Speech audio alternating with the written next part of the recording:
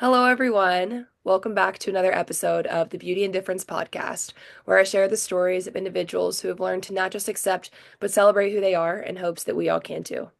Today, I am here with Celina Leroy, and she is going to explain her story of self-celebration with her vascular birthmark. Hi, thank you for having me. So I started, let me think. So one of the main things that made me able to start to really accept my birthmark was seeing on Facebook these birthmark groups and starting to connect with other people who have birthmarks and being so excited that I'm not the only one and really relating to what the other people have been through and to see that my experiences aren't so isolated. And through that, I found a lot more acceptance of my birthmark. Um, yeah. I love that, and I couldn't agree more. Finding the Vascular Birthmark Foundation and the support groups that they connected me with through there was just life-changing for myself and for my family because I think relatability is such an important thing to have when you have a type of difference. When someone can just relate to you, like when you find a sense of relatability, you're comfortable and you can just be your true and full self. I also see some pictures behind you, and we were talking about your series before we started recording. So if you want to talk about your series with your painting, how you got into that and what it means to you. Yeah. So I've been an artist my whole life. And during 2020 was a time when I started really connecting with people on Facebook and the Vascular Birthmark Foundation. And then I was looking at all these different people with birthmarks, and I just thought how beautiful they are. And every birthmark is different, and it's like a map on someone's face. It's so unique. And to have them together in a group, I just was like, oh my gosh, I need to make a series about this. So I started creating paintings of people with birthmarks and posting them on my Instagram. And since then, I've had two major shows at a Positive Exposure Gallery in Manhattan, and that was really exciting.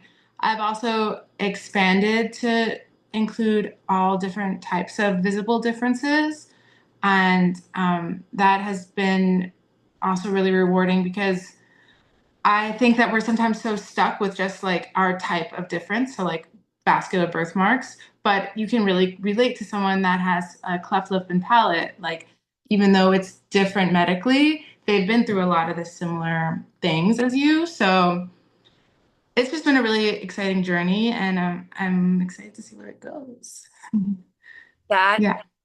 so beautiful. And again, this is so funny because I went through the same thing with being a global ambassador and advocating for birthmarks. I did that for so long. And then I realized, through my interactions with people, that people with other types of differences were benefiting from what I was saying as well. And we were just having these collaborative interactions that I ended up expanding my community service initiative to include all types of differences, cleft palate, deformed limbs, it just even anything, even internal differences, like what makes you you, what is your difference. And I think it's so beautiful that you portrayed that visually to people because it is so important that we celebrate our differences no matter what it is.